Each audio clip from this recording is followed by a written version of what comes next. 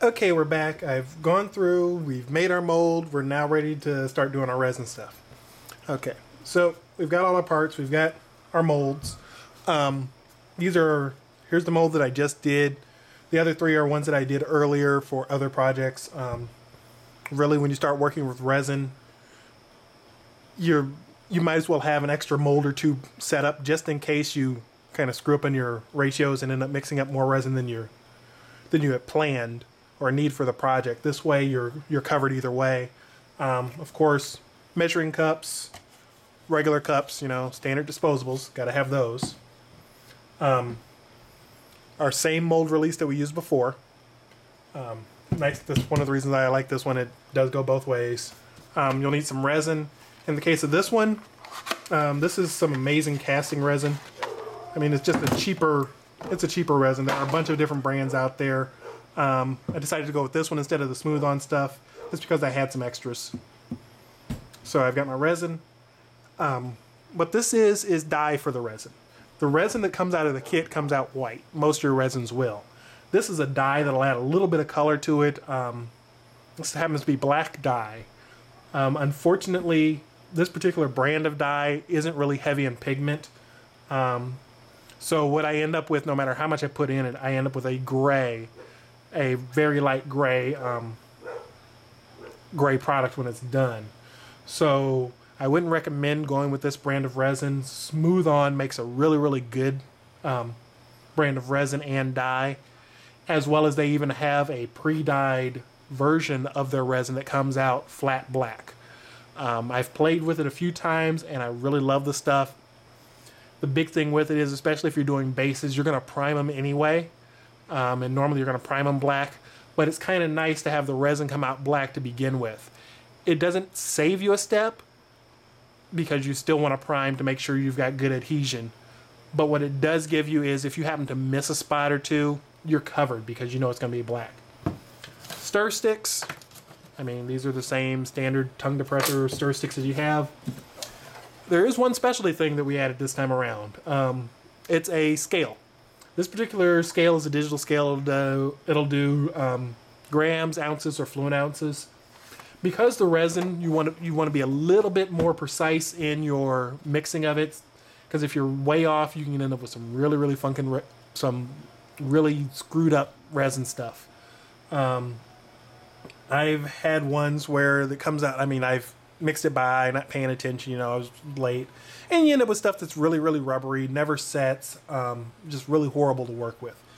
Having a scale, you eliminate a lot of that. So we're going to go ahead and get started. I'm going to clear out some space. Oops, move the camera a little. That's okay. I've already coated my molds with a little bit of mold release, and it's the same as before. You shake the stuff up, you give it a quickie spurts, you wait, you make sure that it dries. I actually got stuff inside of that one. There we go. There's a little piece of paper or something stuck in the mold. Who cares? So you'll go ahead and get your resin. You'll get them prepped. So I've already done that, so we don't have to worry about that side of it. We'll go ahead and get our scale. We'll grab a couple of cups. And we'll skip the little small measuring cups. You can use these. They're kind of nice because they're actually marked. Try and get that up here where you can see it. They actually have milliliter marks on them. So, I mean, if you don't have a scale, you can do it this way. I prefer the scale. It just makes it easier. Once again, this is a 1-to-1 resin. So it's the same setup as it was for our rubber. Being that it's a 1-to-1, it makes it a lot easier to work with. So we will put both of our cups on there. I'll try and get this into the frame where you can actually see it. May not be able to see the numbers, but I'll talk you through it. So we'll go ahead and turn on our scale. No, let's try it again. We'll turn on our scale and we'll zero it. Okay, and we'll zero it with both of the cups on there. The reason for zeroing with the cups on there, if I take the cups off, it gives us a different reading. So we want it zero with the cups. That way we negate the weight of the cups, and you want both cups on there when you do it. All right, so we've got our two parts, part A and part B. And we're going to probably mix up, let's say, 20 of each, or go 20 or 25 of each. So 15, 16, 19, 21, 2, 2, 3, 24. Let's see if we can get that. There's one to go to 25. There we go. 25 of part A. And we're going to go 25 of part B.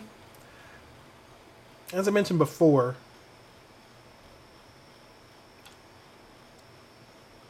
almost there. This one went quick, actually. Oops, a little over. Oh well. So a gram, we're okay. This particular resin, why I like it, and with most resins you'll find out, is you have an option on mixing. You can either mix by volume or by weight. We're going by weight for this one because this one is 1-to-1 either way.